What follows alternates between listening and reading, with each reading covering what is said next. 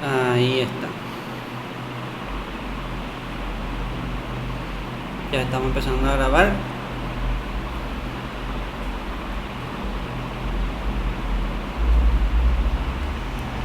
Así que sin más preámbulos vamos a presentar la prueba. Una ventana. Ahí, compartir.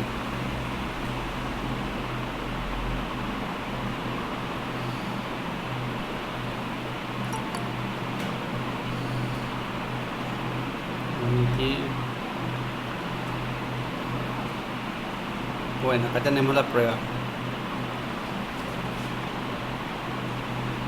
La primera pregunta es: Sartre afirmaba que el marxismo es una pseudociencia. No, Sartre no es positivista. Que fracasó, tampoco. Que conocía el totalitarismo. Si bien Sartre criticó el totalitarismo marxista, él decía que podía haber un marxismo sin totalitarismo. Entonces la respuesta es que el marxismo, decía Sartre, era la filosofía de su tiempo. Esa es la respuesta.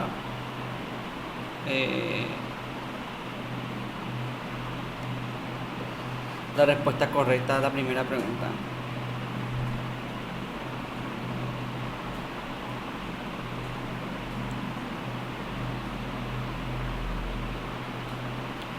Segunda pregunta: el método sociológico que estudia un problema a partir de su evolución histórica se denomina mayéutico. No, porque es Sócrates. A priorístico tampoco, viene a priori, no existe.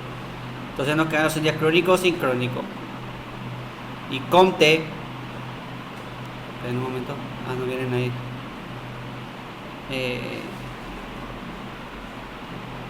Comte decía que había dos formas de estudiar la historia, dos formas de abordar la sociología, perdón. Una es con el método diacrónico, que es la respuesta correcta, que es a través de su evolución histórica. Por ejemplo, yo quiero estudiar la evolución del urbanismo en el Paraguay. Puedo estudiar así cómo Asunción fue creciendo.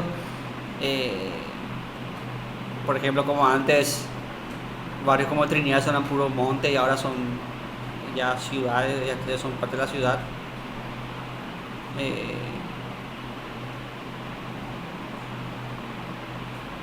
Y así puedo estudiar la evolución histórica de la ciudad. Pero también puedo estudiar con el método sincrónico, que es estudiar exactamente de llanante a todo campo. El método sincrónico el método diacrónico es la evolución histórica, que es la respuesta correcta.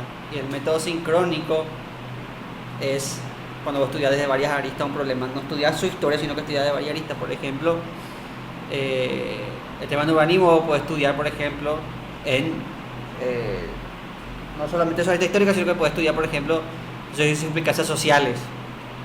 Cómo se distribuye la ciudad de acuerdo a la sociedad. Los barrios chetos, los barrios pobres, los barrios así. Puedes estudiar, no sé, los polos económicos de la ciudad, el centro, Carmelita, los polos económicos. Poder hacer estudios sobre las zonas marginales. Entonces así, ese es el método sincrónico.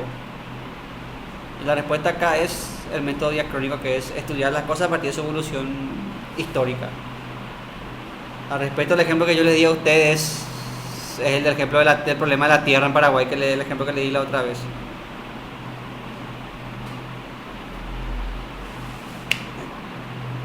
Pasemos a la siguiente pregunta.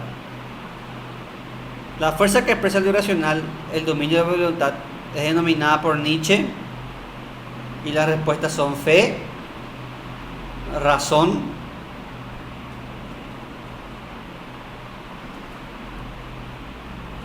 dionisiaco y lo apolíneo. Acuérdense que Nietzsche hablaba de dos tendencias, lo apolíneo y lo dionisiaco, así que ya descartamos fe y razón. Lo apolíneo era lo racional, lo recatado, lo virtuoso. Y dionisiaco es el impulso vital, lo instintivo, lo irracional. Entonces, justamente la respuesta acá sería lo dionisiaco, que es el dominio de la voluntad. Lo irracional es lo dionisiaco, que es nuestro lado irracional, nuestro lado más salvaje, por así decirlo. Acuérdense que esto es importante, sobre todo para ustedes, los que van a seguir psicología, para la gente de ustedes que hace psicología, porque de esto es lo que Freud saca el tema de el consciente y el inconsciente. O sea, las ideas de Freud están fuertemente influenciadas por el pensamiento de Nietzsche.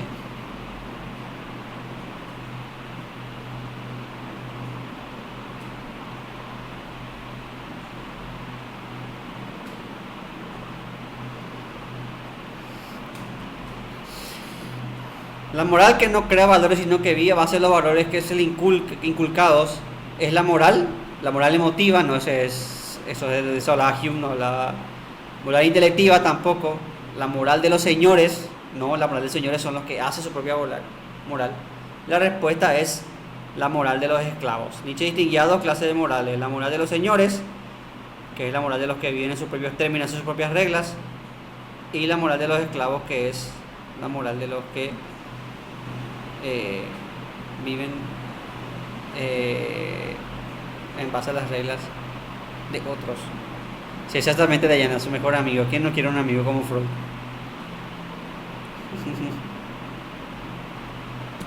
Exactamente, Dayana. Entonces Nietzsche habla de moral de los señores, la gente que crea sus propios valores, que vive para sus propios términos, y moral de los esclavos, que es la gente que vive en base a lo que se le dice: yo tengo que hacer así me enseñó mi papá, así me dice el sacerdote, así me dice. Esa es la moral de los esclavos.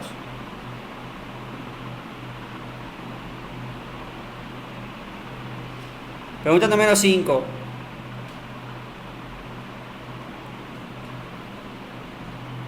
La muerte de Dios refiere a la desaparición de la religión. Incorrecto. La muerte es la moral cristiana. Esa es la respuesta correcta.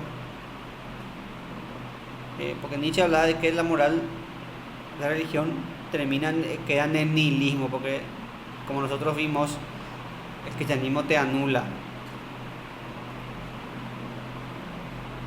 Yo le di el ejemplo en la misa: tienes que pedir perdón, sos un pecador, no sos nada sin Dios, etcétera, etcétera, etcétera. Vos Dios tenés que perdonar, Dios todo, yo nada. Entonces, eso decía San Miguel Garicoich, por cierto. Entonces queda esa moral, y esa moral tiene que morir para que el hombre pueda abrazar los valores de la vida. Por eso Dios tiene que morir para que el superhombre viva, dice Nietzsche. Por eso la muerte de Dios no se refiere a la muerte física de Dios, no es que alguien le mató a Dios, sino que se refiere a la muerte de la moral, de la ética y los preceptos morales del cristianismo. A eso se refiere la muerte de Dios.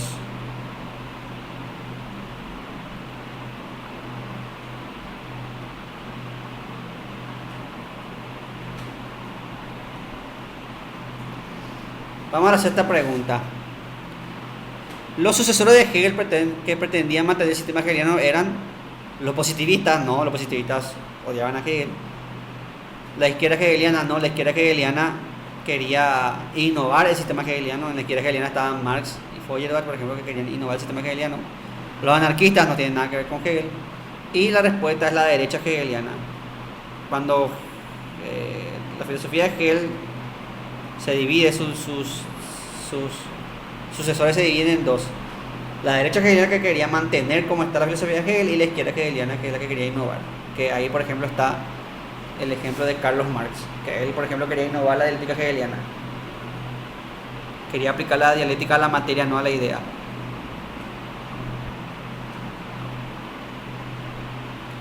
Quiero que atiendan porque se presta la confusión, y hay dos preguntas de este examen que son de lo mismo. ¿Es una ley del materialismo histórico a la ley del salto dialéctico? No, la ley del salto dialéctico es una ley del materialismo, perdón, es una ley del materialismo histórico. A la ley del salto dialéctico. La ley del salto dialéctico es una ley del materialismo dialéctico, no el materialismo histórico. Lo mismo con la ley de negación de negación y la ley de la lucha de los contrarios. La respuesta acá es la lucha de clases. La lucha de clases es la ley de materialismo histórico,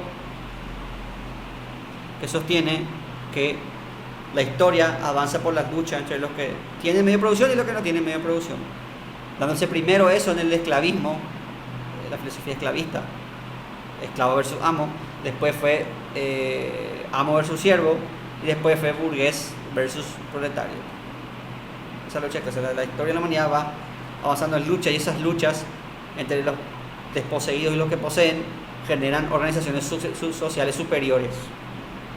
Si pasamos del esclavismo al feudalismo al capitalismo. Y según Marx, esto va a terminar cuando los obreros tengan la media producción y sea el socialismo y después el comunismo.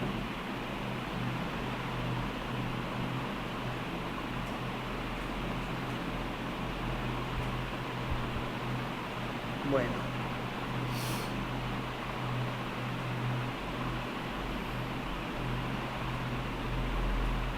Listo. Entonces creo que está explicado lo que es la lucha de clases. Algo para que ustedes entiendan. Acá lucha de clases se puede confundir con lucha de los contrarios. Pero lucha de los contrarios es la...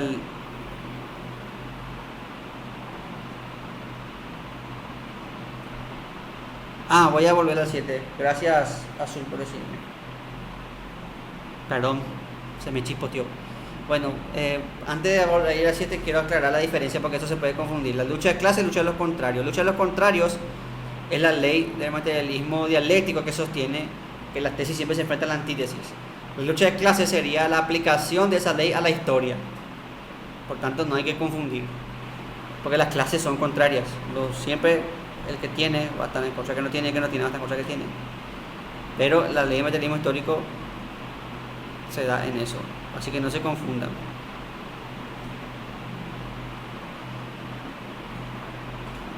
Bueno, ahora sí con el 7, gracias.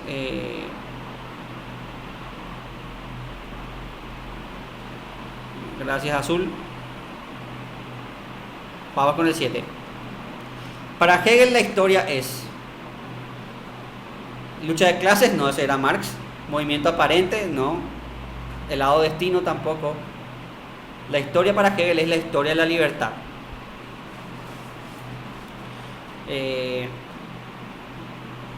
Para Hegel la sociedad avanza de formas menos libres a más libres. O sea, en la historia se va desarrollando la libertad humana. Y la historia tiene el sentido del sol, o sea, va de oriente a occidente. En Oriente solamente una persona es libre, que es el emperador. Así se dio en China, así se dio en Japón, así se dio en todo Oriente. Después tenemos la parte de Grecia, que es cuando ya surge la democracia.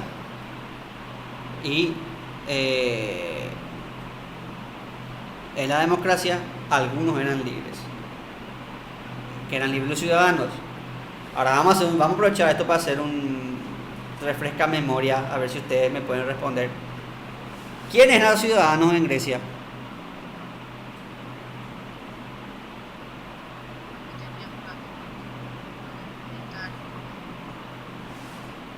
¿Bianca?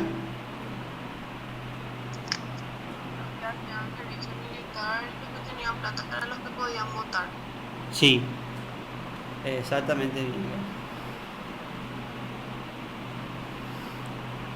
Dañando la sumbre en los platudos y hombres. Exactamente. Para ser ciudadano tienes que tener 3 requisitos. Primero, ser hombre, ser varón. Mujer, excluida. Segundo, tenías que haber hecho el servicio militar, porque los judíos consideraban que si vos no te jugaste por tu ciudad, entonces no tenías derecho a votar por la reforma de tu ciudad. Entonces, servicio militar, 2 años tenías que haber cumplido el servicio militar y tenías que tener propiedad en tu ciudad, porque los judíos consideraban que si no tenés terreno en tu ciudad, entonces no tenés derecho a votar por tu ciudad. Entonces, si vos no tenías plata, no votabas. Si eras pobre, no votabas. Si eras esclavo, no votabas. Si eras mujer, no votabas. Si no hiciste servicio militar, no votabas. Eso no es ciudadano. Entonces, en Grecia pasamos de uno solo libre, pasamos a algunos libres. Y después pasamos a Roma, que es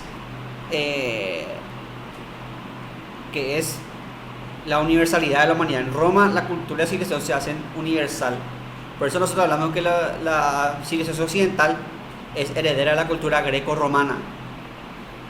Y en Roma también se hace universal la ley. La ley romana vela para todos, para el emperador o para el último para el último vasallo del imperio, la ley es la ley.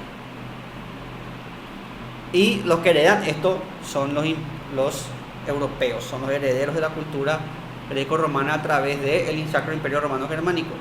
Por eso los individuos más libres son los europeos, y los más libres entre los europeos, los más pro dentro de los europeos son los alemanes. Entonces, para Hegel, la historia básicamente es la historia de la libertad. Vamos de menos libres, los chinos, hasta los más libres, los alemanes.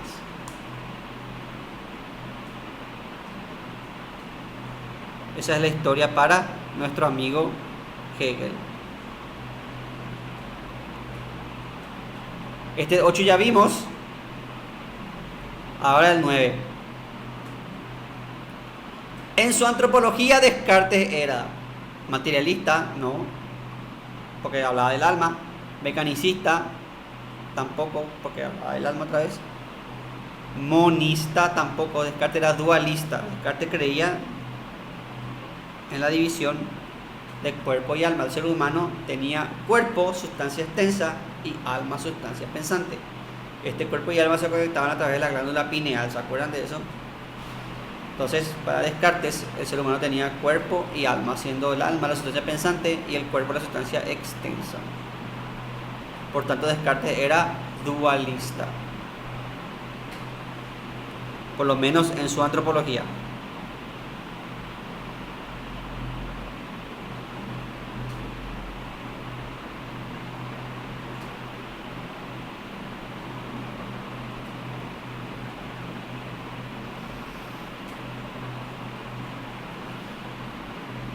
Para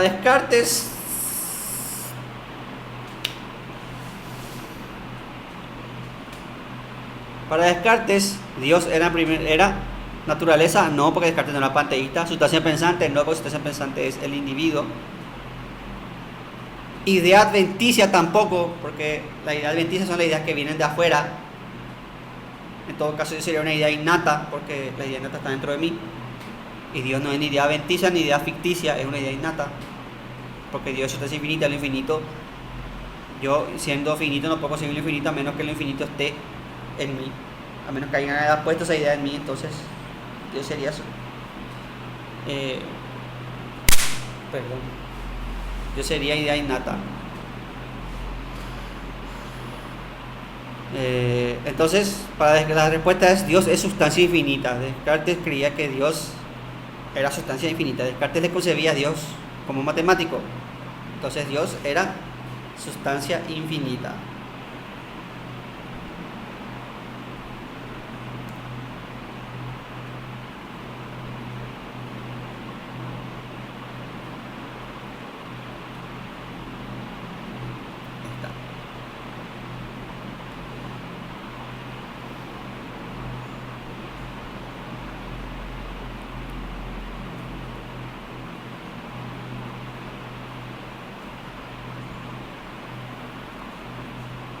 Las monas son para Leibniz.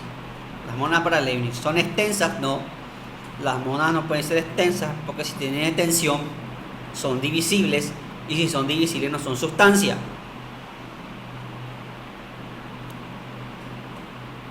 Voy a explicar esto para que ustedes entiendan.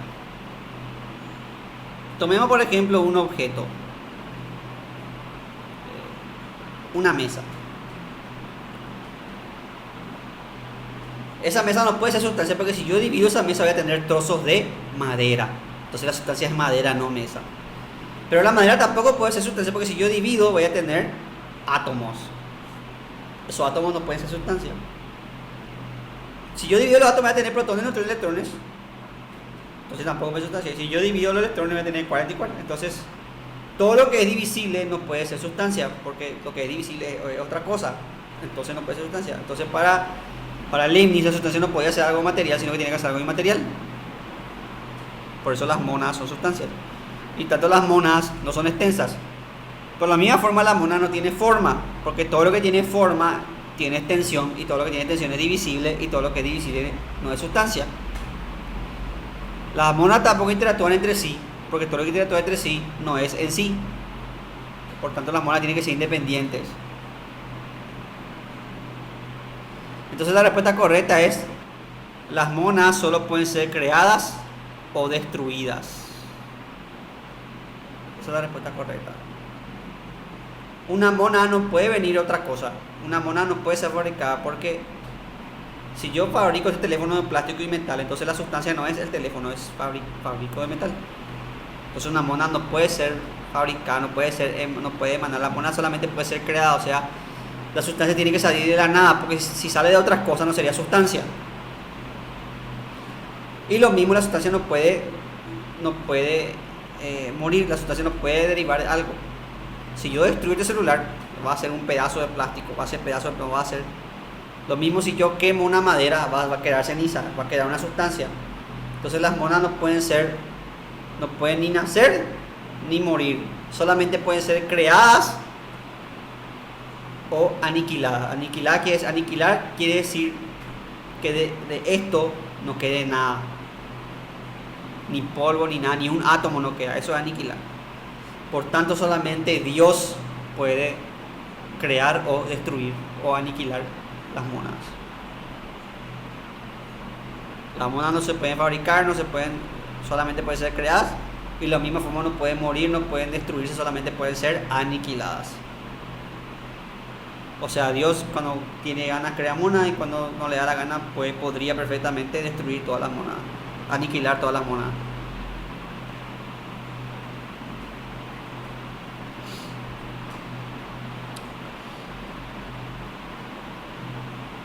Siguiente punto.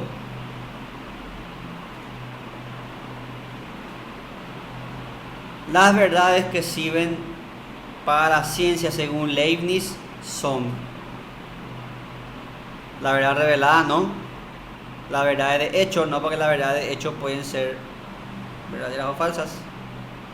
Las verdades comparables, construidas y experimentales. Experimentales ya le saca el tema, porque experimentales quiere decir hasta que los sentidos me engañan. Las verdades son las verdades de razón, que son las verdades que son siempre verdaderas. 2 más 2, 4, esa es una verdad de razón. Si yo digo está lloviendo, es una verdad de hecho, porque puede estar lloviendo como puede que no esté lloviendo. En cambio, 2 más 2, 4, 2 más 2 siempre va a ser 4, por eso 2 más 2, 4 es una verdad de razón. Porque es absurdo que 2 más 2 sea otro resultado que no sea 4. Por eso, la verdad que sirven para la ciencia son las verdades de razón. Por eso Leibniz es racionalista.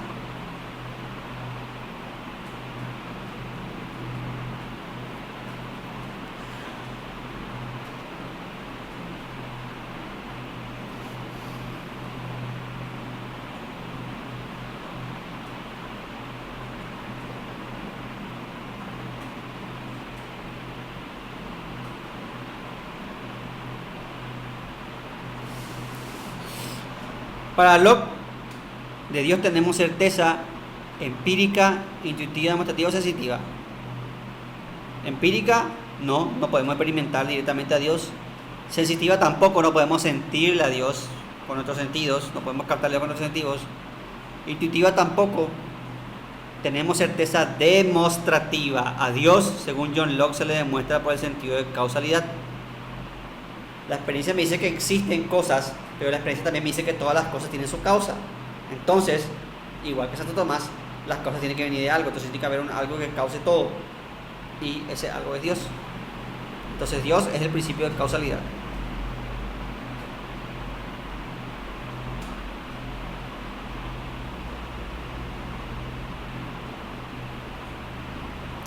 Acá tenemos una pregunta parecida a la que la otra vez hablamos de materialismo histórico, ahora hablamos de materialismo dialéctico. Es una ley de materialismo dialéctico, la lucha de clases, no, eso ya vimos con la ley del materialismo histórico. El establecimiento de leyes históricas, no, esa es una ley de materialismo histórico. El economicismo también es una ley de materialismo histórico, que sostiene que la economía es la que determina los procesos históricos, sociales, políticos, etc. Entonces la respuesta es la ley del salto dialéctico. La ley del salto dialéctico es la ley que dice que las cosas pasan de cantidad a cualidad, o sea, pasan de ser muchas a ser menos, pero mejores.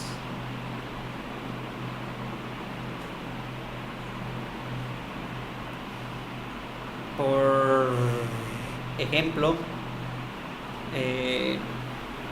En el universo la materia viva es más abundante y la materia viva es menor, pero es cualitativamente superior.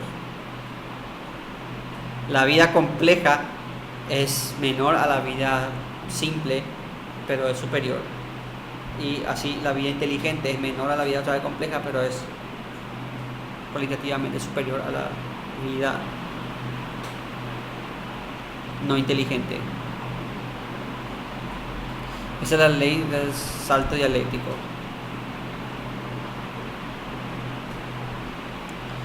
Pregunta número 15. Para Hume, el origen de la sociedad era la naturaleza humana. No, Hume negaba que la sociedad sea un producto natural. O sea, en parte tenía causas naturales, pero no era que nosotros somos sociales porque sí. Hume también negaba la teoría del contrato social, así que la C también está descartada. Hume negaba la teoría del contrato social. ¿Qué es la teoría del contrato social? Es la teoría que sostiene que hay un estado salvaje ante un estado de naturaleza y que los seres humanos pactamos la sociedad. Esa teoría es la que dice, la que habla Rousseau, es la teoría de la que habla también Thomas Hobbes, que dice que los hombres, para no matarnos entre sí, pactamos y creamos una sociedad. Pero Hume descartaba eso. Y Hume era ateo, así que también la de él, que es la providencia divina, está descartado. Entonces nos queda el origen de la sociedad, que para Hume era el deseo sexual.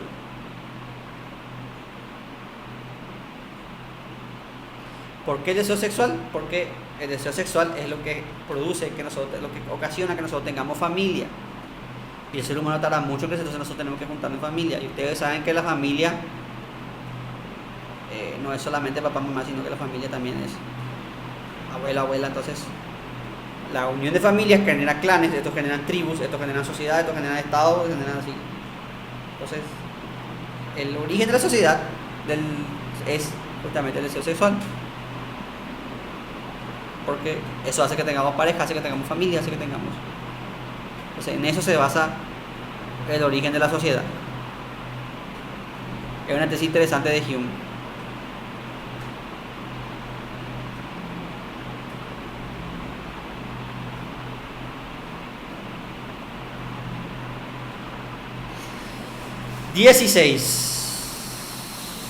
Cuando asociamos las ideas de hechos que ocurren de manera sucesiva,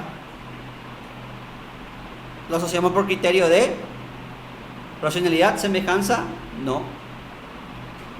Puede ser causalidad o contigüidad. Y la respuesta es contigüidad. Nosotros asociamos algo contiguo sucesivo en el tiempo. Por ejemplo, me levanto y tomo café, que es lo que hice hoy y lo que hago todos los días. Me levanto y tomo café. Eso es asocio que es forma contigua. Entonces, mañana me alenté y a tomar café otra vez. Ahora, seguro que ustedes van a preguntar ¿cuál es la diferencia entre contigüidad y causalidad? Que en causalidad hay una relación causal. En contigüidad no necesariamente es causal esa relación. Me explico. Me levanto y tomo café, es una relación contigua, porque son cosas que suceden una después de otras, pero no necesariamente es causal. O sea, yo puedo no tomar café, puedo tomar té, o puedo bañarme al levantarme, o puedo hacer otra cosa que no sea tomar café. No es algo causal. En cambio, si yo digo, por ejemplo, veo nubes oscuras, y de hecho lo estoy viendo ahora en serio, por tanto va a llover. Eso sí es una relación causal, porque yo digo nubes oscuras causa lluvia efecto. Entonces establezco una relación causal. No sé si, chicos, si se entiende la diferencia.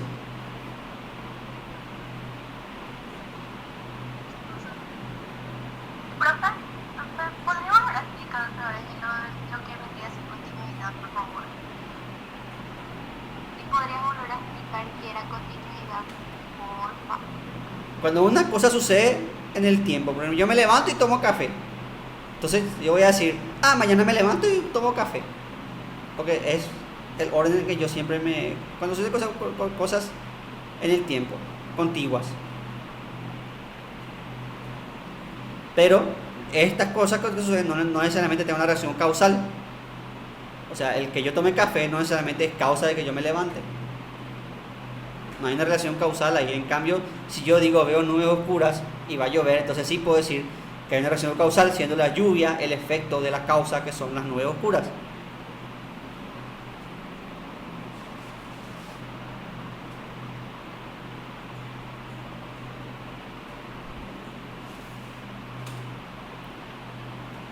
Con eso se entendió la diferencia, ¿verdad?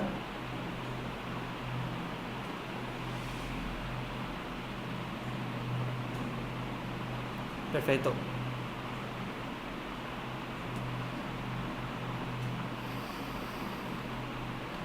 Pasemos al siguiente punto.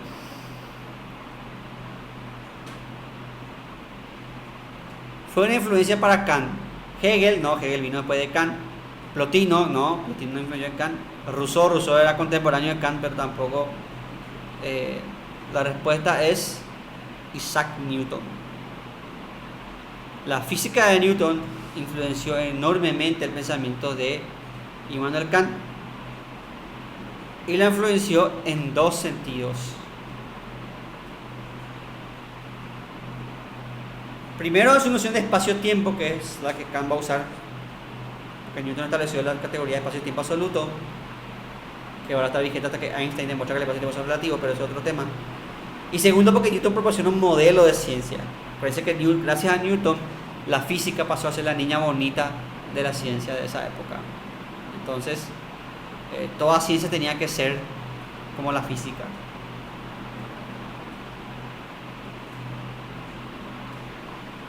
Entonces, en estas dos cosas Newton influenció, porque Kant quería que la filosofía sea como la física de Newton, y también porque Kant usó las nociones de espacio y tiempo para establecer las formas a priori de la sensibilidad.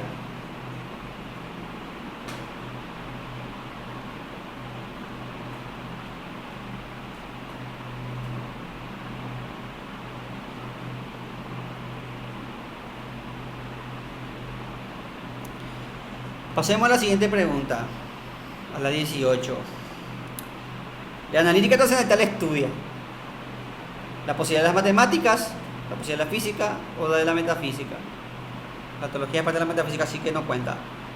Cuando Kant divide su obra en tres: la estética trascendental estudia la posibilidad de las matemáticas, la analítica trascendental estudia la posibilidad de la física, y la dialéctica trascendental estudia la posibilidad de la metafísica. La analítica trascendental estudia la posibilidad de la física y estudia la organización del conocimiento a través de los juicios. Ya vimos la estética trascendental, que son los juicios sintéticos a priori los que hacen posible la ciencia. Ahora en la analítica vemos cómo conocemos y vemos que agrupamos los conocimientos en el espacio-tiempo, en la forma a priori de sensibilidad. Por tanto, el conocimiento posible es el conocimiento que sea en el espacio y tiempo, y yo puedo ordenar por las categorías. Por tanto, la física sí es posible porque la física sea en el espacio y tiempo y se ordenan las categorías. Además, la física se vale la matemática, por tanto también usa los juicios sintéticos a priori. Por tanto, la física es posible como ciencia según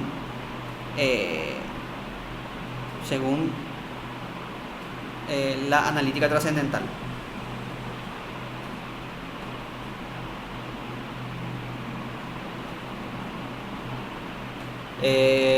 Nota aparte, acuérdense de la hora de campo, que eso es algo que suele salir bastante. Estética, la división en estética, analítica y dialéctica.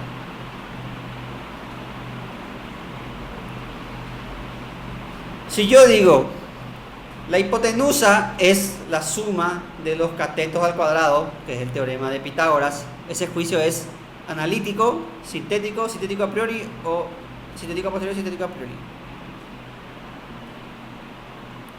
No es analítico el juicio porque no es tautológico, entonces no es analítico. Tautológico quiere decir que se repite, no es analítico.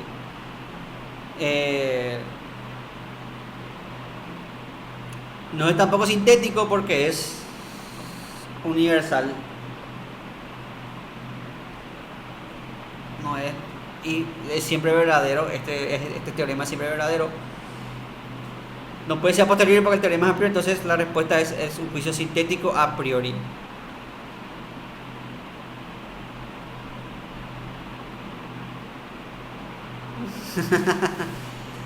Dayana, sí, perdón por asustarte, Dayana.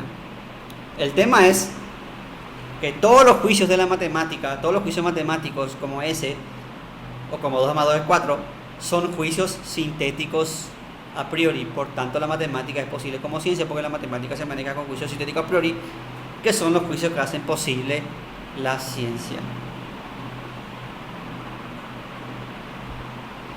Me río cuando Dayana vio el examen y no.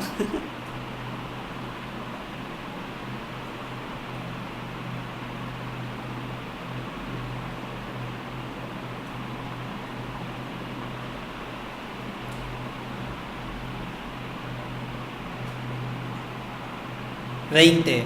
Lo dado es. Bueno, acá andaba hablaba de lo dado y lo opuesto. Siendo lo dado lo que nosotros damos, o sea, la experiencia. Y lo opuesto es lo que ya está, que es el espacio y tiempo. Acuérdense del ejemplo del vasito que yo voy rellenando con la experiencia. Existe lo que ya está puesto, que es el espacio y el tiempo. Y existe lo que yo doy, que es lo que yo voy ordenando por las categorías y voy poniendo en el espacio y tiempo. Entonces la respuesta es: lo dado es el espacio y el tiempo.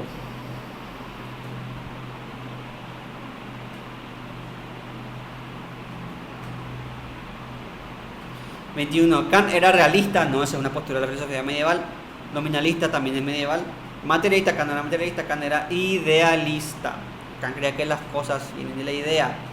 Para Kant, lo que nosotros conocemos de las cosas son la idea de las cosas. Por tanto, Kant era idealista.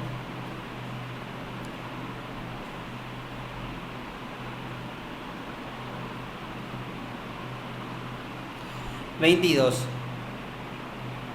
Si yo digo ese auto es rojo, ¿ese es un juicio analítico? ¿Es un juicio metafísico? ¿O es un juicio sintético a priori? La respuesta es que es un juicio sintético. No puede ser analítico porque no es universal, sino que es particular y es a posteriori. Por tanto, tampoco puede ser sintético a priori. Y tampoco puede ser metafísico, es un juicio sintético.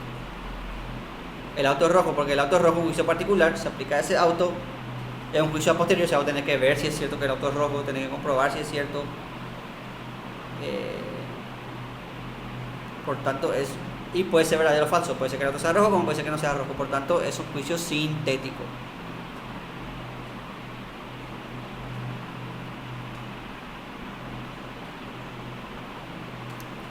Seguimos. La primera fase del estado teológico se denomina según Comte.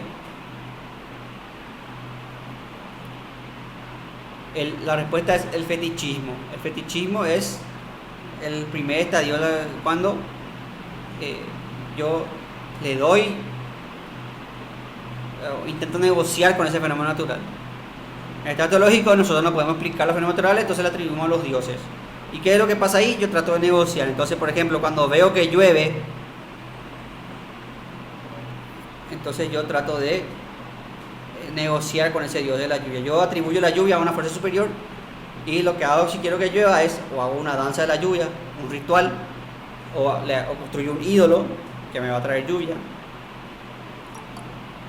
Acá viene uno de mí.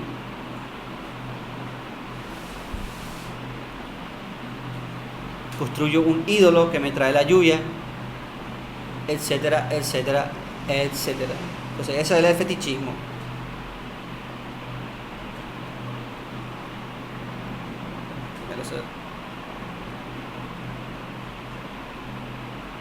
Eso también hasta la oración. Entonces, ustedes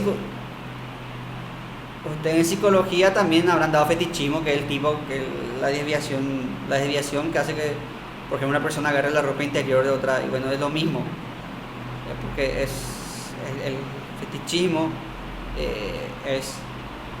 cree poseer a la persona a través de esa prenda o de algún objeto de esa persona.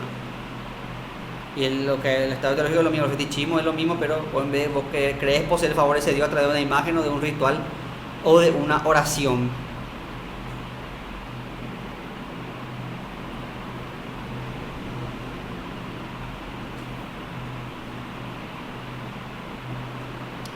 Después viene el monoteísmo, el politeísmo, que es cuando ya está un panteón definido de dioses, cada uno con su ritual, con su culto, con su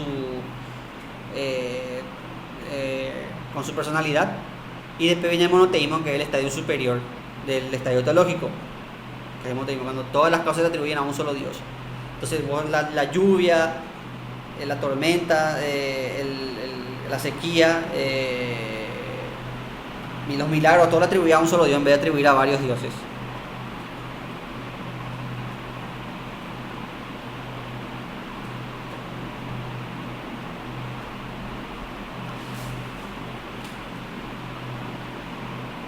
La existencia que niega su contingencia y se escuda en el otro es la existencia inauténtica.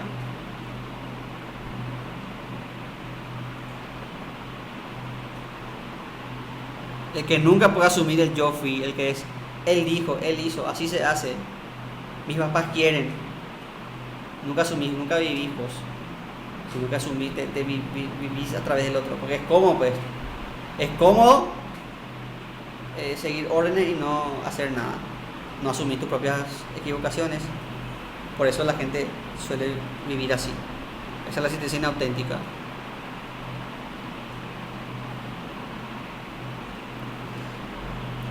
La ética de Kant es tratada en la crítica de la razón pura, no. La crítica de juicio, no. La crítica de la razón dialéctica, no. La ética kantiana se trata en la crítica de la razón práctica.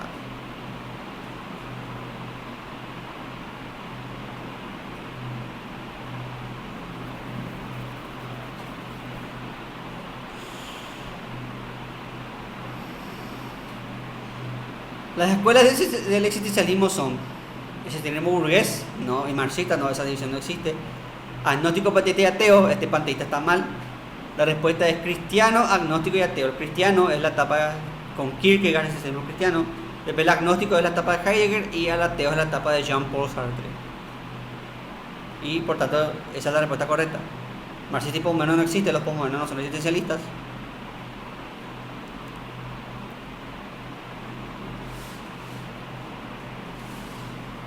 Siguiente pregunta. El hombre para Sartre era la medida de todas las cosas, no será Protágoras.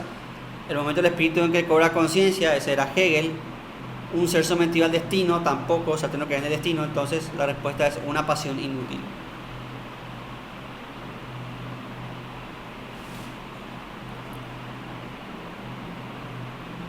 ¿Por qué el ser humano es una pasión inútil? Decía Jean-Paul Sartre. Porque hagas lo que hagas, todo lo que hagas termina en la nada porque te morís. Entonces la vida no tiene sentido, vos arrojado en un mundo sin sentido al que tenés que darle sentido, pero no importa qué sentido le da a la vida, vas a morir y vas a quedar en la nada. Por eso el ser humano es una pasión inútil, es un proyecto inconcluso, un proyecto que está condenado a no terminar nunca.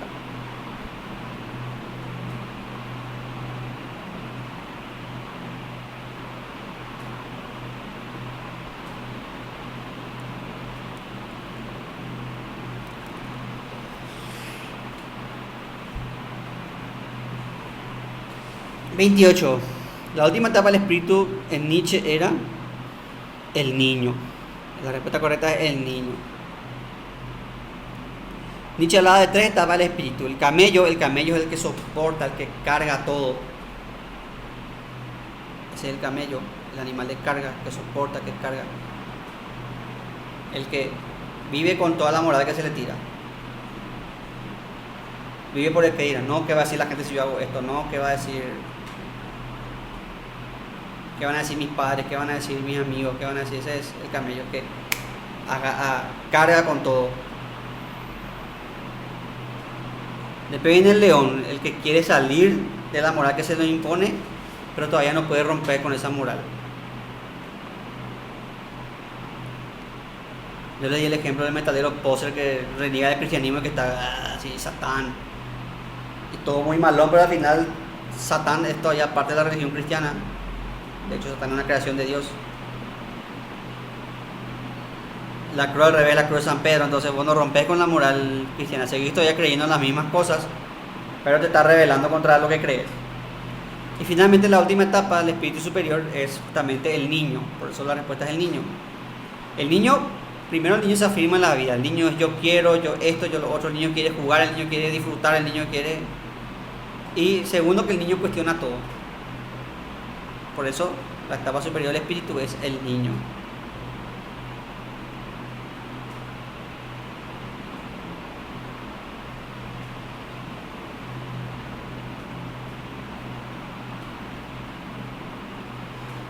Seguimos. Un momentito, por favor. Voy a mirar mi... Creo que me llegó algo, a ver si no es la gente del CPI.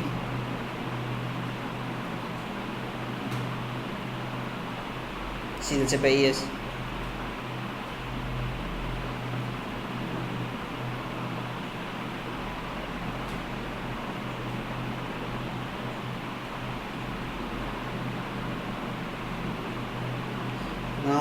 No se preocupen. Bueno.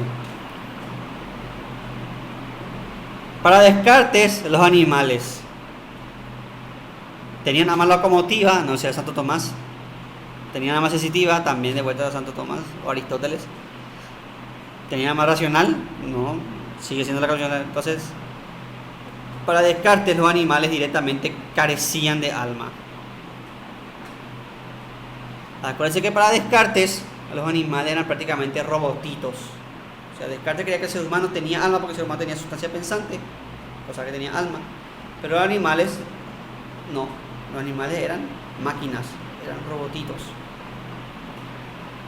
Entonces, si tu amigo vegano te dice que no puedes comer asado, vos decirle, come tranquilo que son robotitos. Entonces, para Descartes los animales no tenían alma, eran máquinas, maquinitas de Dios.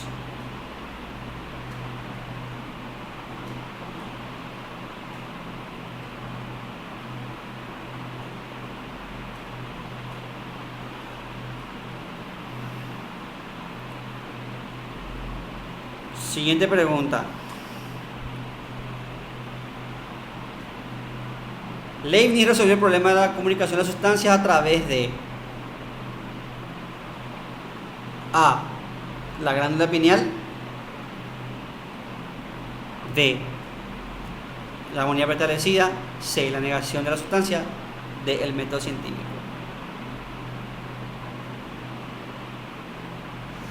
¿Qué es el problema de la sustancia? El problema de la sustancia es que la sustancia, al ser en sí, tiene que ser independiente de otra cosa. Y Descartes empieza este problema porque Descartes dice que hay tres sustancias, que está Dios, la sustancia pensante, yo, se define a Dios y se define al mundo. Y la pregunta es cómo estas sustancias, si son independientes, no pueden interactuar, cómo se comunican entre sí. Y Descartes ahí inventó la glándula pineal. A Leibniz no le gustó, entonces Leibniz inventó las monas. Pero las monas también, como decía Leibniz, no tienen puerta ni ventana, entonces las monas interactúan por supuesto. Entonces, ¿cómo soluciona el problema? Soluciona con el tema de la armonía preestablecida. ¿Qué quiere decir eso? Que las monas están programadas para interactuar como si estuviesen conectadas a pesar de que no tienen relación entre sí. Las monas son como el reloj de mi teléfono y mi reloj de mano, que marcan la misma hora a pesar de que los dos no están conectados. ¿Por qué marcan la misma hora? Porque yo programé con base a la hora estándar. Entonces los dos teléfonos funcionan como si estuviesen trabajando juntos, pero en realidad están. Y esa es la armonía preestablecida. Y así Leibniz soluciona el problema de la comunicación entre sustancias con la armonía preestablecida, porque las sustancias están programadas para interactuar como si tuviesen. Por ejemplo, yo estoy viendo ahora mi pantalla porque las monas de mi ojo están programadas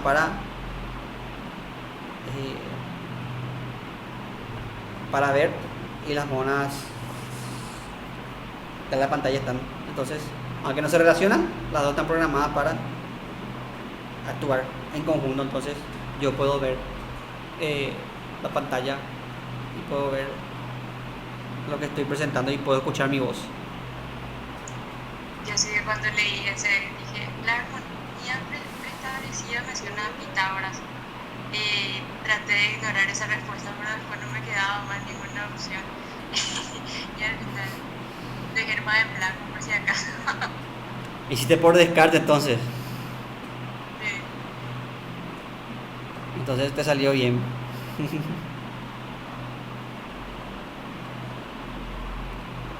Sí, porque ni una ni la otra coincide. Siempre cuando estoy, no sé, hago eso por descarte. No hay, al final a veces me suele salir bien a veces. Suelo tratar de hacer por lógica, o sea, por tratar de relacionar la palabra con lo que está diciendo. Si A veces eso ayuda muchísimo en el examen. Yo también muchas respuestas que por descartes. No por descartes, por descarte, no descartes. Hegel era, la siguiente pregunta, Hegel era teísta, deísta, panteísta o agnóstico. Hegel era panteísta, o sea que sostiene que Dios es la naturaleza.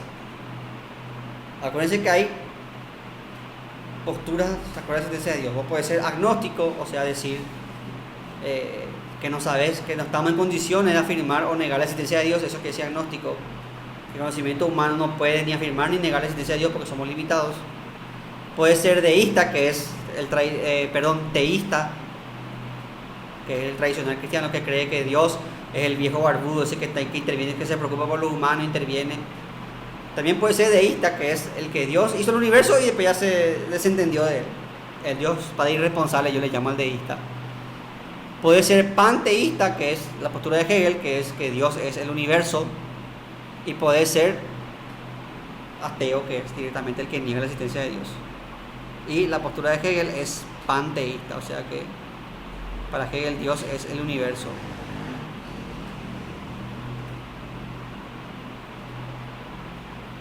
En su filosofía de la naturaleza, Descartes era dualista, monista, mecanicista o materialista.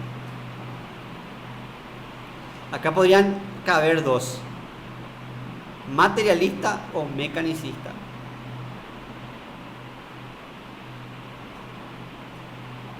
Pero la respuesta correcta es mecanicista.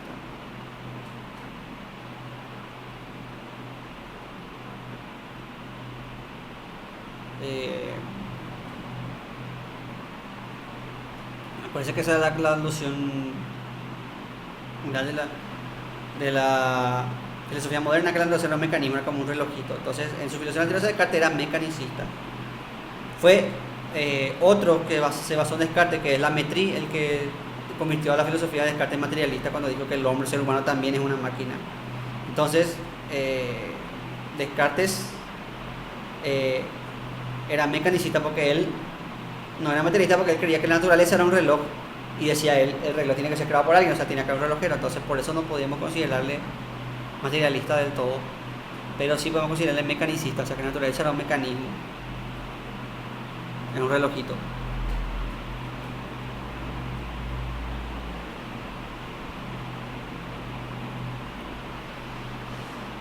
Para Kant la moral tiene que ser irracional, ahí ya descartamos, ya ese irracional con ese ya leen nomás y ya descartan. Racional, heterónoma, ya descartan porque la moral no puede ser heterónoma. Heterónoma quiere decir que viene otro, que no es que viene vos, sino que viene otro. Acá el otro también leen heterónoma en el último, así que también. Entonces la respuesta es la A, por descarte, así como hizo Dayana, usted también puede ser por descarte este. Y es la respuesta A. La moral tiene que ser categórica, o sea que tiene que ser no por prerrogativo, sino porque es tu deber. Tiene que ser universal, o sea que tiene que ser válida para todos, y tiene que ser autónoma, o sea tiene que venir de uno mismo, no tiene que ser impuesta por nadie, sino que tiene que venir de uno mismo.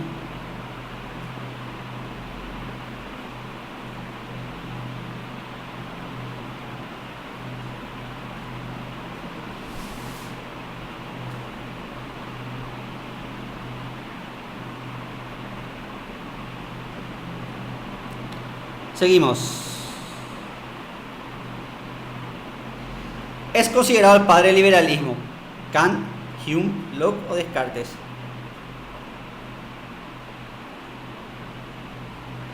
¿Quién es considerado el padre del liberalismo? Ya está la respuesta marcada, así que la respuesta es John Locke. John Locke es considerado el padre del liberalismo porque John Locke plantea la independencia de poderes, el derecho a la rebelión, la soberanía popular. Entonces John Locke es considerado el padre del liberalismo. Hume también era liberal, pero Hume viene después de, si viene contemporáneo, Hume es después de Locke. Entonces la respuesta es John Locke. John Locke es considerado el padre del liberalismo.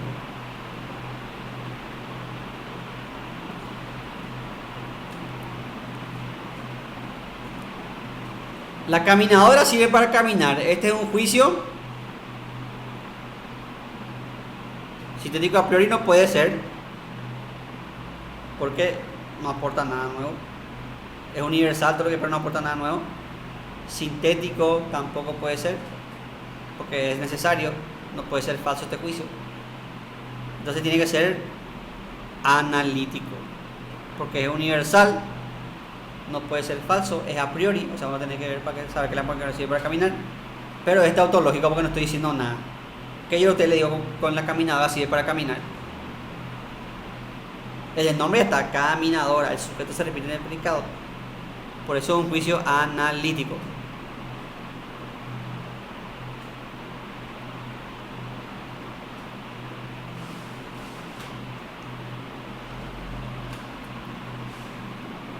...36...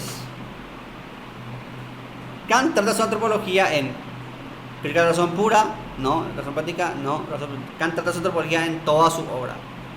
La antropología permea toda la obra de Kant. Razón pura es cómo puede conocer el sujeto, o sea, el hombre. Razón práctica es la moral, que atañe al sujeto. Entonces, toda la obra de Kant, la antropología está implícita en toda la obra de Immanuel Kant.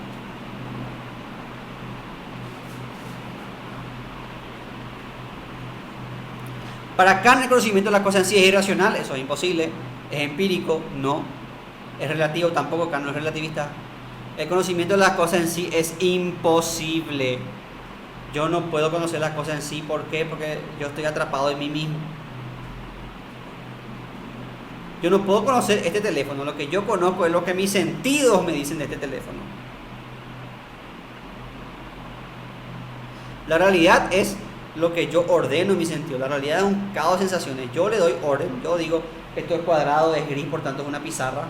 Soy yo el que ordena esto a través de las categorías. Pues la realidad no tiene. Yo no puedo conocer la cosa en sí. Yo puedo conocer lo que yo capto de la cosa. Por eso la cosa en sí no puede conocerse.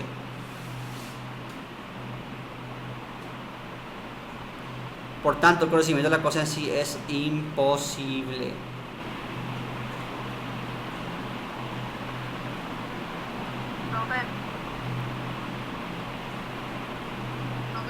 Bianca. ¿Qué era relativo? Relativo quiere decir que depende de cada uno.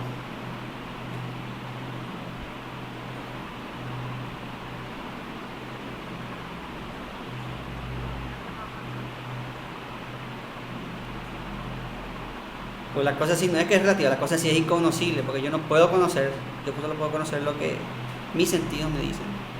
Yo no puedo conocer la mesa en sí, yo puedo conocer lo que mis sentidos me dicen de la mesa.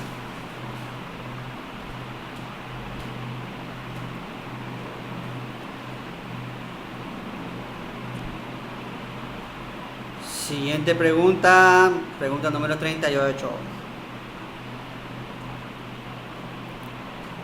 Para Nietzsche, el superhombre es ¿quién? ¿Enseña a los demás? No. ¿Impone su propia la respuesta? ¿Vive una vida ascética? Tampoco. ¿Busca la felicidad? Tampoco.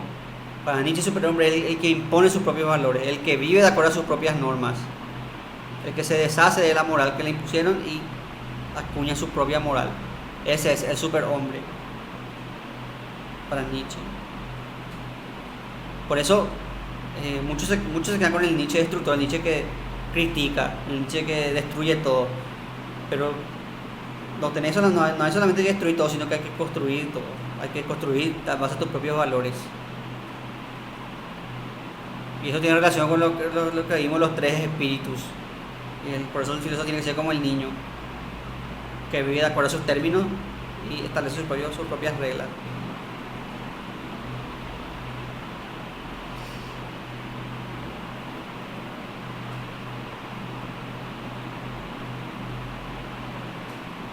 Bueno.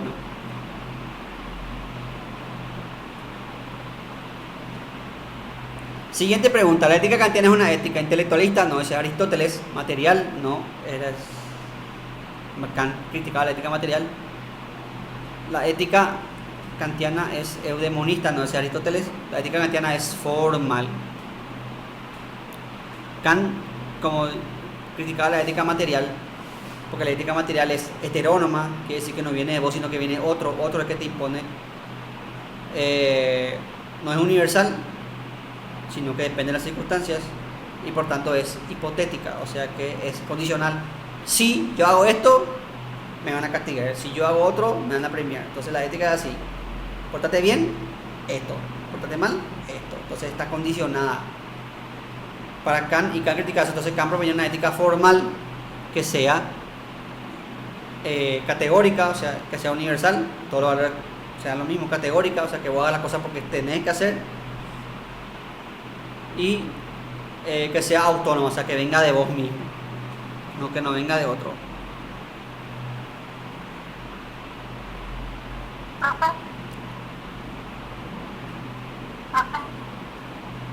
Amanda. Profe, ¿de quién era la ética intelectualista? ¿Y me puede volver a repetir? Esperamos un ratito. Intelectualista es Sócrates. La ética socrática es intelectualista, o sea, Sócrates sostenía que no existe gente mala, existe gente burra, por eso se ética intelectualista. Y eudemonista es Aristóteles.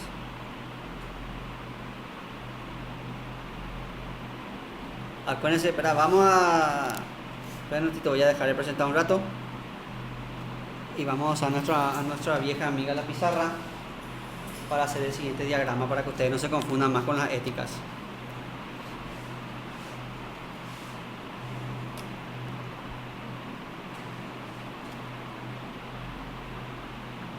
Intelectualista, Sócrates.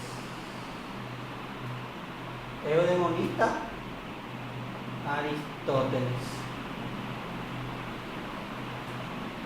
Emotivista, Hume. Y la ética formal es de Kant.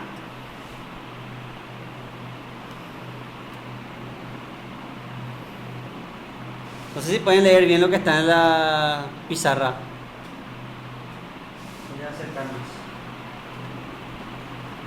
Ahí está. Intelectualismo es Sócrates. El demonismo es Aristóteles. El emotivismo moral es Hume, que decía que la ética no viene de la moral sino de las emociones. Y la ética formal es la ética kantiana. Así, para que no se confundan más de los tipos de ética.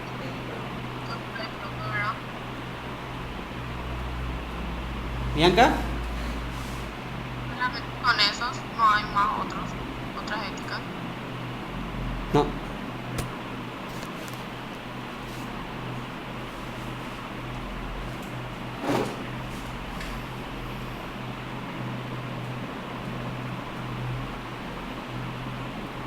Bueno. Voy a volver a presentar otra vez el examen y seguimos.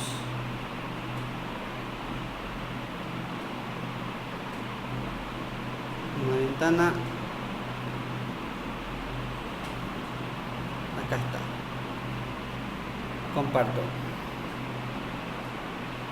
Estábamos que para Nietzsche superhombre hay que poner sus propios valores.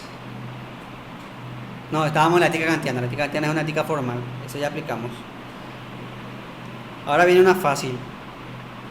Sartre pertenece al existencialismo. Cristiano no. Anarquista tampoco. Sartre pertenece al existencialismo ateo. Sartre negaba la existencia de Dios porque Sartre decía que Dios anula mi libertad. El mundo carece de sentido y si bien eso me produce angustia, me produce... Pero lo único bueno de eso es que yo soy libre. En un mundo que carece de sentido no hay sentido de nada. Si Dios existiese y el universo tuviese sentido, entonces yo tendría una teleología, o sea, tendría un propósito que ya me hubiese sido dado por mi creador, entonces no sería libre.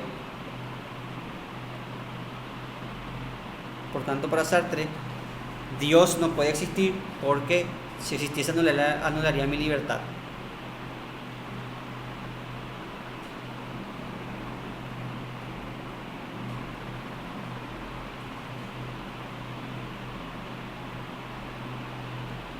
Lo que podemos conocer para Kant es el nómeno, no, el nómeno es incognoscible.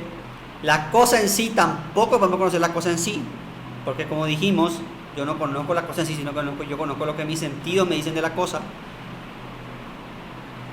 La sustancia pensada tampoco podemos conocer, por tanto lo que podemos conocer es el fenómeno. A ver si hacemos algo de memoria. ¿Qué era el fenómeno? A ver si usted puede decirme qué era el fenómeno.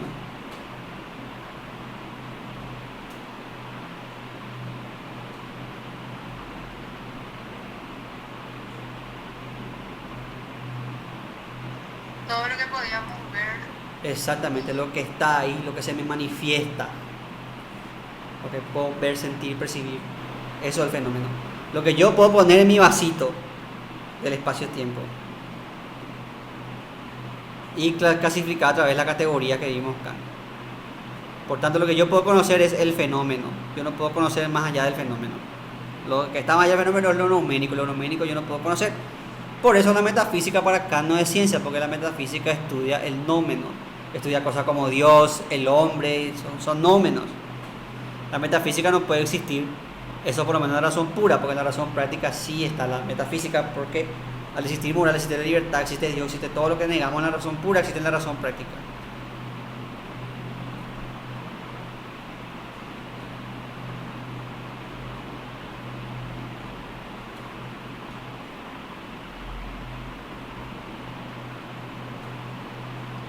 Heidegger divide la existencia en contingente y necesaria, animada e inanimada, material e inmaterial, auténtica e inauténtica. La respuesta es auténtica e inauténtica. Para Heidegger nosotros éramos seres para la muerte, es decir, nosotros, a diferencia de los animales, nosotros somos conscientes de nuestra finalidad. Y todo lo que hacemos porque sabemos que vamos a morir. Nosotros estudiamos y por eso queremos estudiar, para ser alguien en la vida. Queremos ser alguien en la vida porque sabemos que vamos a morir, no queremos dejar un legado. Tenemos hijos porque no vamos a morir. Buscamos pareja porque no vamos a morir. Todo lo que hacemos porque no vamos a morir. Y la existencia auténtica es la que afronta eso con angustia. O sea, que sabe que se va a morir, pero dice, bueno, mientras estoy acá, voy a disfrutar. La inauténtica es la que afronta la existencia con miedo. Y tiene miedo, y ese miedo a morir traduce que se escuda con el otro, porque el miedo a morir es también el miedo a jugarse. Esa es la existencia auténtica.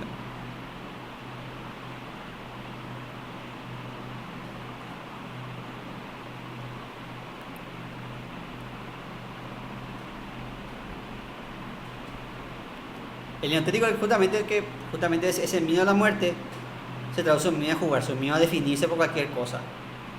Entonces vive aceptando nomás. No, si te vive por vivir. Acepta nomás lo que venga.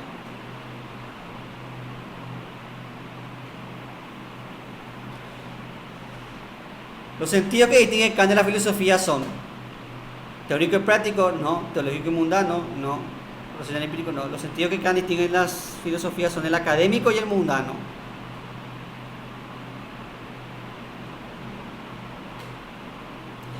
El académico es el sentido que todos que estamos dando ahora. La división de la obra de Kant, la filosofía de Santo Tomás, la categoría de Aristóteles, la forma de gobierno según Platón. Eso es el sentido académico, o sea, la parte intelectual, la parte de, ay, sí, yo sé esto de filosofía. Pues la filosofía no es solamente decir Platón dijo esto, Tomás dijo esto, Sócrates dijo esto. La filosofía también es responder a cuestiones fundamentales de la existencia humana. ¿Quién soy? ¿De dónde vengo?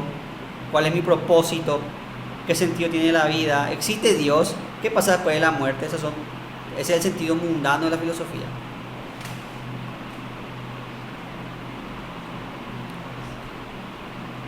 Y el sentido mundano de la filosofía se divide en varias preguntas. Que primero es ¿qué puedo conocer? Que estudia la gnosiología. ¿Qué debo hacer? Que es la ética. ¿Qué cabe esperar? Que es la teología. Y qué es el hombre, que es la antropología. Entonces ahí en eso se can dividir esas grandes cuestiones.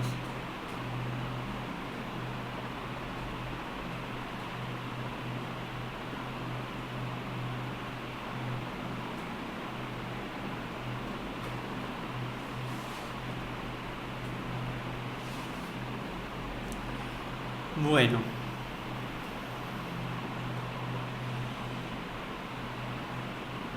Locke divide los poderes en federativo, ejecutivo y judicial, o legislativo, judicial, federativo, o legislativo, judicial. Bueno, acá podemos hacer por descarte también, federativo, ejecutivo, judicial. Acá está, uno está de más y es el judicial. Judicial acá en el segundo también está, así que está de más, descartado. Soberano no existe. Entonces la respuesta es legislativo, ejecutivo y federativo. Legislativo es el poder que tiene de hacer las leyes, ejecutivo es el que vela por la ejecución de las leyes, y el federativo es el que tiene el poder de la guerra y la paz, o sea, el que se encarga de fomentar las relaciones diplomáticas en tiempos de paz y de hacer la guerra en tiempos de guerra.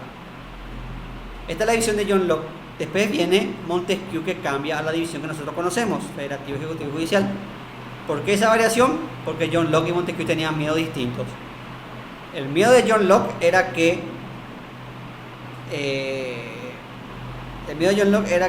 el poder ejecutivo, o sea, el presidente, tome el poder de las Fuerzas Armadas. Porque imagínense, yo soy presidente y tengo el poder de las Fuerzas Armadas. El Parlamento quiere decir algo que a mí no me gusta y yo le envío los tanques nomás. O hay una manifestación y yo mando a reprimir con el ejército. Imagínense ustedes ese... O sea, eso tenía miedo John Locke. Montesquieu también tenía otro miedo. El miedo de Montesquieu era justamente que los mismos que hacen y deshacen las leyes sean los mismos que lleven los procesos. Así tipo la Inquisición.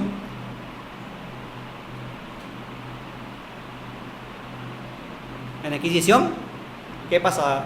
El cura hacía las reglas y el cura te juzgaba. O sea, entonces tiene que haber alguien que haga la ley y alguien que te... Al final triunfa la visión de Montesquieu, por eso nosotros tenemos esa división, legislativo, ejecutivo y judicial. ¿Cómo hicimos para solucionar el problema del ejército que planteó John Locke? Bueno, en nuestra Constitución el presidente es comandante en jefe de las Fuerzas Armadas, pero el presidente no puede movilizar la totalidad de las Fuerzas Armadas sin consentimiento del Parlamento, salvo en casos de guerra o en casos de ley marcial.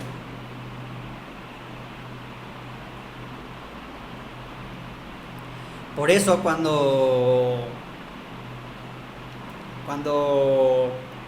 Carter quiso llevar las tropas al norte, tuvo que pedir permiso y se le dio poderes especiales para que las tropas vayan al norte, y se le dio encima por 60 días nomás.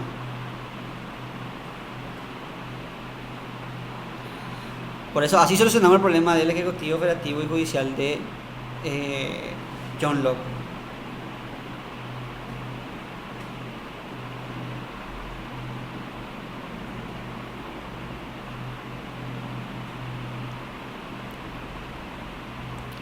Pregunta 45, ya estamos terminando.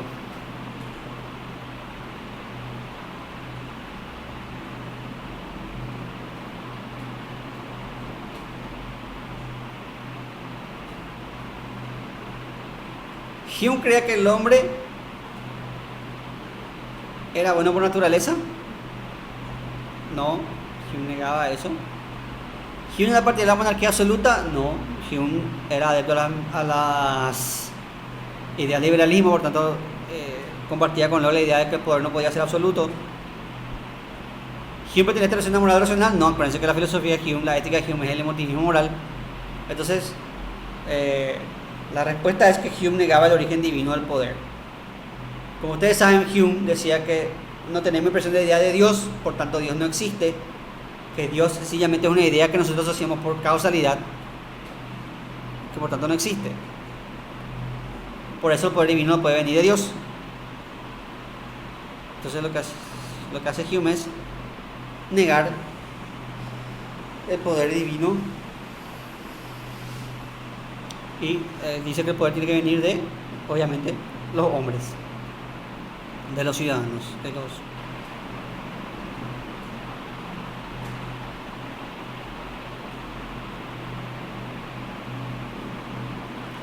La siguiente pregunta es fácil. La duda cartesiana es conocida como duda empírica, escéptica, metódica, simbólica. La duda cartesiana es conocida como duda metódica. Por eso es que nosotros en la primera unidad dimos la diferencia. La duda escéptica es la que duda por dudar. La duda de Pyrrhon, dudaba por dudar. Negaba la verdad de los juicios. En cambio, la duda metódica es la que duda para algo. Descartes usó la duda como un método para llegar a una verdad. Y Descartes llegó a dudar de todo. Primero estableció los motivos de duda, que son los sentidos. Los sentidos me pueden engañar. El mal uso de razón. A veces yo puedo aprender por mí mismo o se me puede enseñar algo mal y yo voy a repetir toda mi vida. Por ejemplo, a nosotros toda la vida se nos enseñó que los pterodáctilos son dinosaurios, cuando los pterodáctilos no son dinosaurios, son reptiles emparentados con los dinosaurios, pero no son dinosaurios.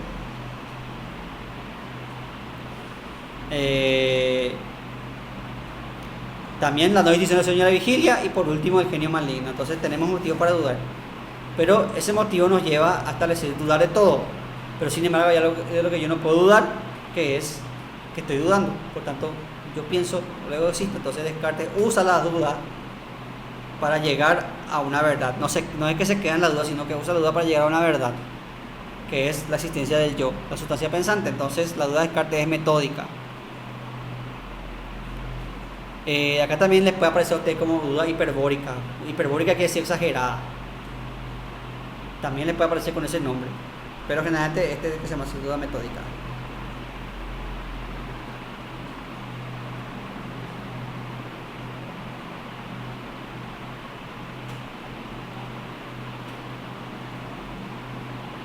Para John Locke, el poder político está fundamentado en Dios, no, el soberano tampoco, la asamblea, el pueblo.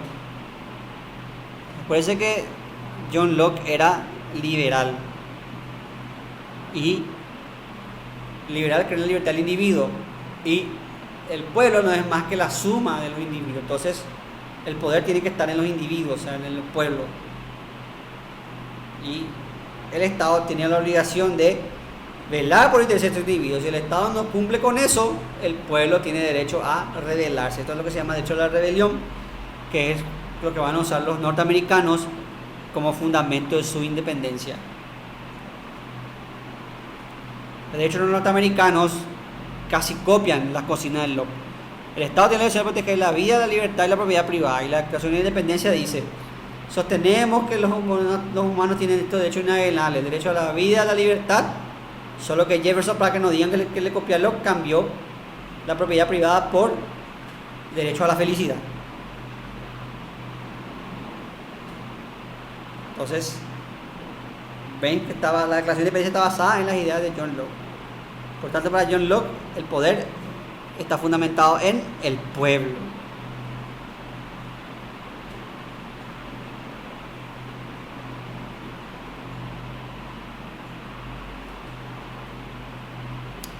Siguiente pregunta. ¿Los racionalistas creen en las ideas sensibles, fácticas, causales o innatas? La idea sensible viene de los sentidos me engañan, por tanto no. Las ideas fácticas o facticias tampoco. Las ideas causales no, porque causa-efecto. Los racionalistas creen en las ideas innatas. ¿Qué era la idea innata? A ver si alguno de ustedes me puede decir.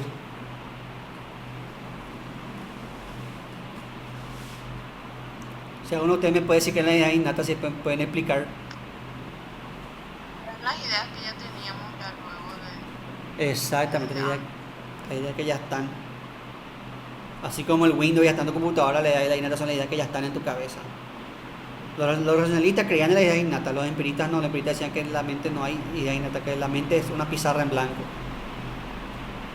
Pero los racionalistas creían que sí había ideas innatas.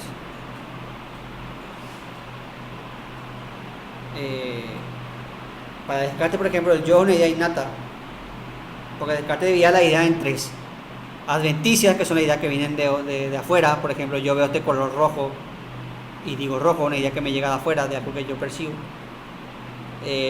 Las ideas facticias, que también le puede decir ficticias, que son las funciones de ideas. Por ejemplo, yo junto la idea de una mujer y de un pescado y hago la idea de sirena. O la idea innata, que son las ideas que no vienen ni de afuera, ni de la conjunción de esas ideas de afuera, sino que vienen de mí. Y el yo es una idea innata. Dios también es una idea innata, porque Dios no puede venir de afuera, porque afuera es finito y la sustancia es infinita. Y yo, que soy finito, no puedo estar infinito, entonces tiene que estar adentro de mí la idea, tiene que ser programada la idea de Dios. Entonces la idea del yo y la idea del Dios son ideas innatas, por tanto son ideas claras y distintas. Y racionalistas, o sea, Descartes, Spinoza y Leibniz, creían en ideas innatas.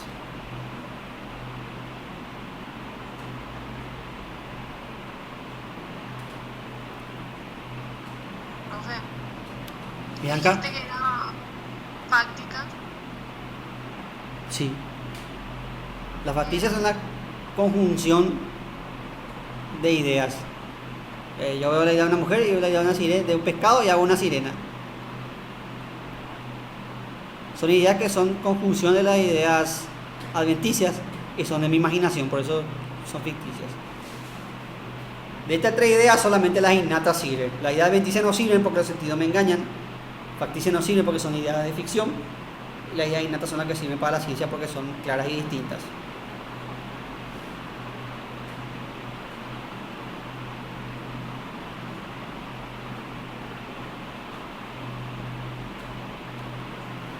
Penúltima pregunta. Según Leibniz, el mal moral se justifica por el castigo divino. Acá está.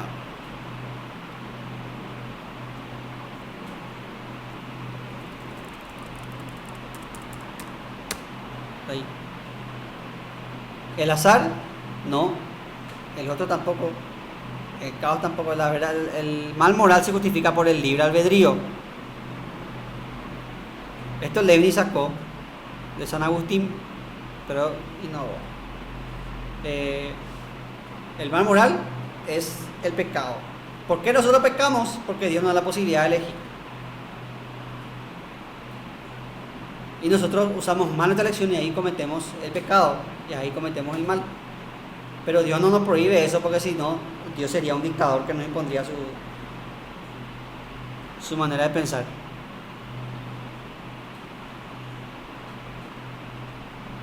Voy a poner este ejemplo. Imagínense ustedes si Dios enviara durante la Segunda Guerra Mundial, enviara a sus ángeles a matar nazis.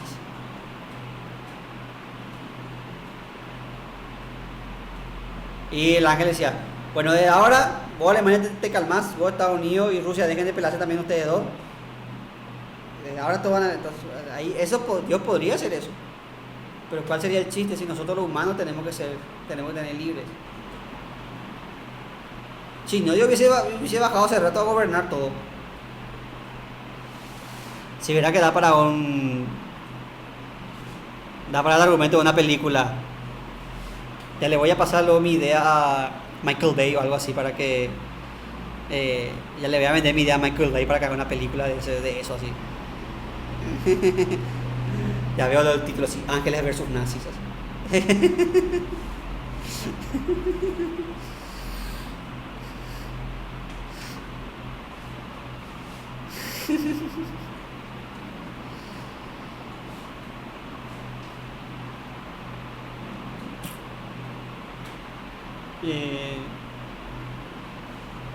Bueno, viene el tema. Entonces, Dios nos da el libre... patentada que te roben. Dios nos da el libre albedrío. Nos da el libre albedrío. Por eso, nosotros, al usar mal eso, es que hacemos el mal. Esa es la conclusión. Última pregunta. Para Heidegger, el ser humano afronta la muerte con miedo. No, vos no puedes vivir todo el tiempo con miedo a morirte. Eso sería malo para tu salud. Imagínense si ustedes piensan que es factible, bastante razonable el miedo que vos cada día te podés morir. Imagínense lo que es vivir con ese miedo, con todo el tiempo me voy a morir. Tampoco puedes evadir la muerte, porque no puedes decir, no puedes evadir el problema porque está ahí. Vos sos consciente y sabes que te vas a morir.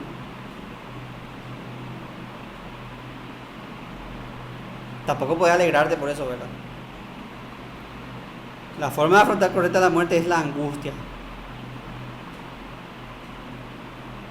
La angustia es distinta al miedo, porque la angustia es, vos sabés que te vas a morir, pero procurar dejar todo en orden, tu asunto, y vivir lo mejor posible mientras estás en este plano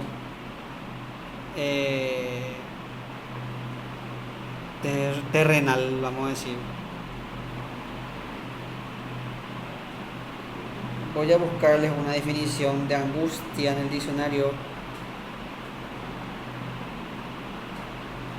Ustedes saben lo que es angustia, o sea, sabemos lenguaje coloquial. A plano astral ahí. Enseguida voy a salir de mi cuerpo físico y voy a recorrer el universo.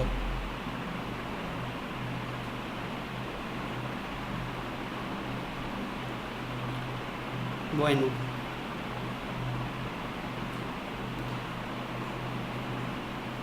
Estado de intranquilidad, o sea, vos podés estar intranquilo porque obviamente saber que vas a morir medio que no es nada muy agradable, pero no tenés que tener miedo a la muerte. ¿Saben qué obra de ficción explica muy bien este tema de la muerte y Heidegger? Y vamos a dar un ejemplo así que creo que todos te van a entender. Que por lo menos si no leyeron, vieron las películas. ¿Saben qué obra explica este tema? Harry Potter y el cuento de la reliquia de la muerte.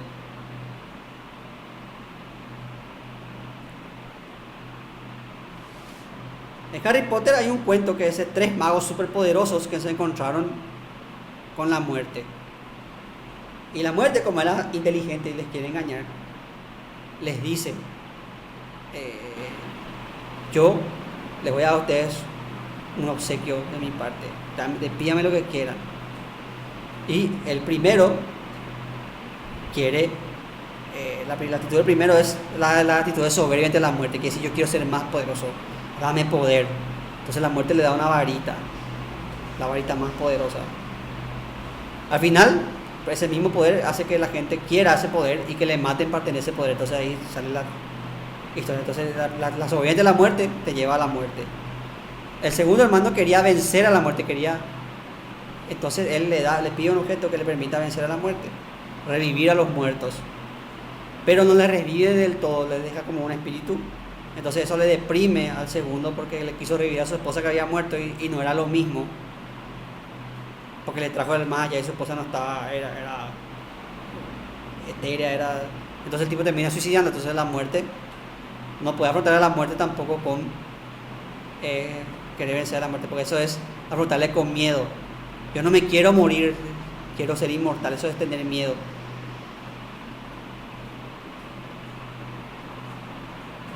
Y el tercer mago fue que era el más humilde y el más vivo, pidió una capa de invisibilidad para esconderse la muerte, y el tipo se escondió hasta que estuvo preparado y asumió la muerte y le recibió a la muerte como un amigo después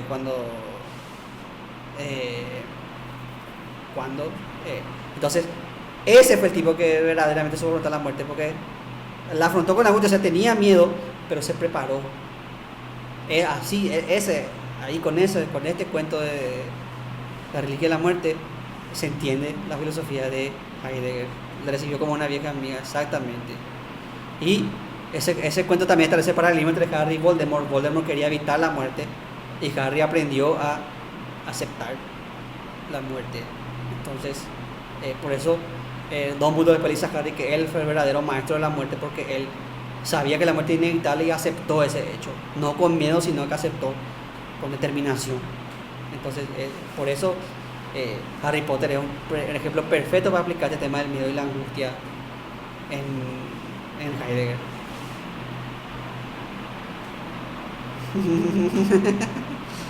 De manera que les guste, por lo que veo es muy popular esa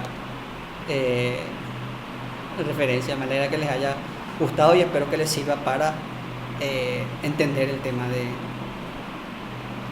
Bueno, entonces con estas preguntas terminamos el examen. Quisiera saber en primer lugar qué les pareció esta metodología de hacer el examen así, de hacer así el examen en vivo y en directo. ¿Qué les pareció esta metodología? Pues como ustedes... ¿Azul? A mí me gustó más porque hay veces que yo me quedo así 5 minutos con una pregunta porque no entiendo la diferencia, y ahora sí puedo. Bueno, entonces creo que esto tiene sesión positiva, así que podemos seguir con esta sin problemas con esta metodología. Eh, yo sin problemas, gustoso, seguimos repasando así. Entonces vamos a seguir con esta metodología.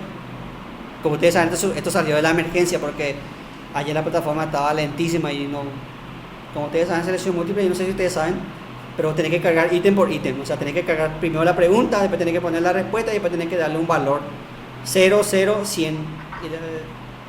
Y yo estaba cargando como el ítem 15 y tardaba muchísimo, se colgaba y entonces era como tardar 15 minutos cada ítem, por eso no pude. Entonces hice nomás 100 Word y subí así. Entonces vamos a esta metodología. Otra cosa, la siguiente semana vamos a estar ya preparando el examen con los profesores, la prueba de sondeo, la prueba que va a ser sondeo, que va a ser el 14, así que Día del Enamorado este año va a ser día de estudio. Supera todos los planes. Bueno, volviendo al tema, ya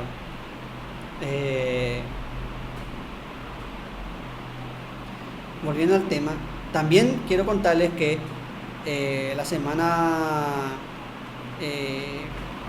esta semana me reuní con el secretario de la facultad, que es de Rodas, y él ya va a convocar una reunión ya para establecer ya si los exámenes de ingreso van a ser presenciales o virtuales. Se va a reunir el consejo directivo y va a tratar esa temática. Se va a tratar en el consejo y de ahí se va a decidir. Yo creo que dadas las circunstancias y dado el aumento de casos y dado eso, yo creo que lo más probable chicos, es que el examen va a ser de forma virtual.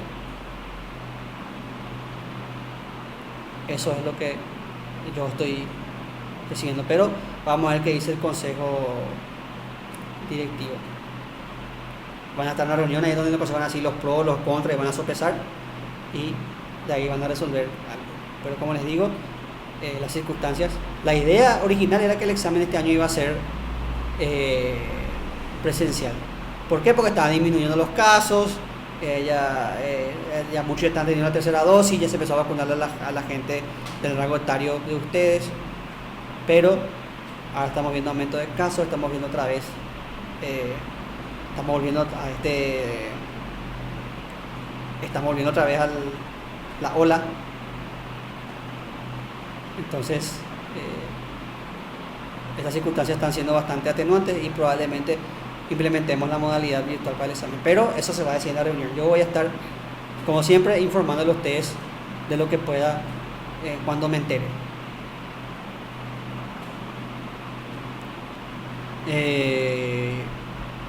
Con respecto al examen de nada, Amanda. Con respecto al examen parcial, al examen de sondeo, digo, eso vamos a hacer entre los profesores, todos los profesores, no estamos 5, estamos más, todos los profesores que estamos en la parte de filosofía de todas las secciones. Pero el examen de ingreso, como ustedes ya saben, hacen otros profesores. Entonces vamos a ver qué sale, vamos a ver qué nos dicen, qué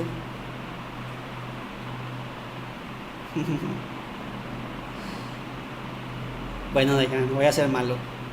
Vamos a ver qué dicen la autoridad con respecto a los exámenes y vamos a ver qué se determina. Supongo que ustedes también la están informando, pero yo en cuanto me entere voy a informarles.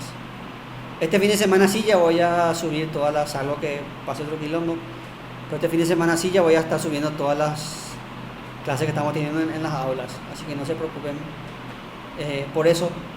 Y otra cosa, creo que, si no tengo entendido, creo que ese lunes que rendimos no vamos a tener, o sea, solamente va a ser examen, no va a ser clase presencial. De cualquier manera nosotros vamos a revisar el examen, así que no se preocupen. Y creo que esos son todos los avisos parroquiales. No sé si tienen alguna pregunta, alguna duda, algo que aclarar.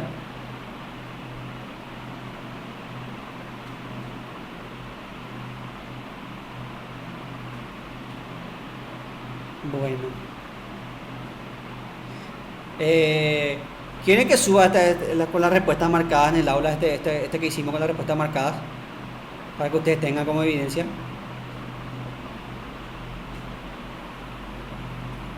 Igual, no, Sí, bueno, voy a ir subiendo después para la gente que no pudo estar presente. Entonces quedamos así, chicos. Solamente de algunos minutos, pero eh, por hoy podemos dar por terminada la clase. Nos vemos el lunes. Nos vemos, profe, gracias. Nos vemos. Nos vemos, chicos. Hasta luego.